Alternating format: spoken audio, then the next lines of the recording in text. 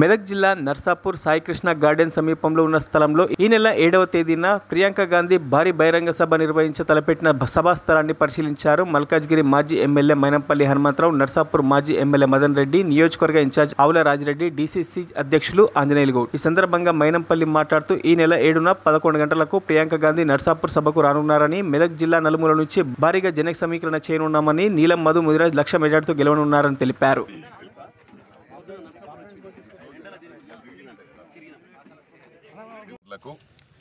రేపు ఇక్కడ పెద్ద ఎత్తున 7వ తారీఖున 11 గంటలకు మా ప్రియాంక గాంధీ గారు రానున్నారు. దాన్ని మెదక్ పార్లమెంట్ నుంచి నలుమూలల నుంచి నిశ్చయిస్తూ ఉన్నారు. ఊహించని విధంగా బ్రహ్మాండంగా ఈ సభ జయప్రదం కాబోతా ఉందని చెప్పి ఈ సందర్భంగా తెలియజేస్తూ ఉన్నాను. ఇక మాటల్లో చెప్పాలంటే ఇప్పుడు సభ కంటే ఎక్కువ ఇక్కడ బీఆర్ఎస్ పార్టీ దుకాన్ బంద్. ఇంకా మళ్ళీ ఏదేమైనప్పటికీ కూడా వాళ్ళు చెప్పుకోవడం ఏంటంటే మెదక్ అయితే పక్కా గెలుస్తాం. మెదక్ 100% బంపర్ మెజార్టీతో, లక్ష మెజారిటీతో నీలం మదన్ గెలవనున్నాడు.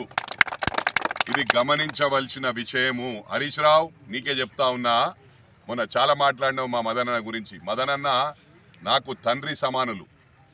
ఆయాల మీ మామ పాస్పోర్ట్ బ్రోకర్ ఉన్నప్పుడు, డబ్బులు లేనప్పుడు 500-1000 రూపాయలు బాటలకు కూడా ఆనాడు మెక్డాల్ బాటలే యూజ్ చేస్తున్న ఆ బాటలకు కూడా మదనన్నే ఖర్చు పెడుతుండే అని చెప్పి, ఇది గుండె మీద చేసుకొని ఆత్మ పరిశీలన చేసుకోవాలని చెప్పి హరీష్ రావుకు నేను చెప్తా ఉన్నా. మాటలు మానేసుకో. నువ్వు మదనన్నం కూడా బచ్చా కానీ ఏం మాట్లాడుతావు? నువ్వు ఆడ గ్లాస్ తెచ్చి పెడుతుండే. నువ్వు మీ మామ మదనన్న కూర్చుంటే గ్లాస్ తీసుకొచ్చి పెట్టిన ఘనత నీకు దక్కిందని చెప్పి మరి ఆడ మందు పోసుకుంటా కూర్చుంటుంటివి. నువ్వు ఆ స్థాయి నుంచి ఇలా మంత్రి కాగానే ఆగుతలేవు. అది మంచిది కాదు. ఇది బ్యాక్ వాటర్. ఏ విధంగా పోయినరో ఆ విధంగా వెనకకు వస్తున్నారు. అది గమనించాలా. ఒకటే సీటు మెదక్ మీద ఆశపడ్డారు. ఆ మెదక్ కూడా పోనుంది. మీకు మొత్తం రాష్ట్రంలో 0.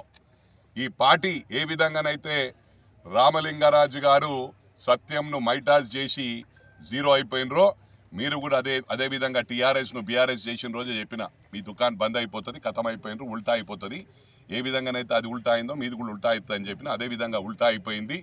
ఇక మీరు జైలుకు పోవడానికి సిద్ధంగా ఉండమని చెప్పి కూడా మీకు అందరికి కూడా రాధాకృష్ణ గారే డీసీపీ గారు వారు అప్రూవల్గా మారి చెప్పడం జరిగింది.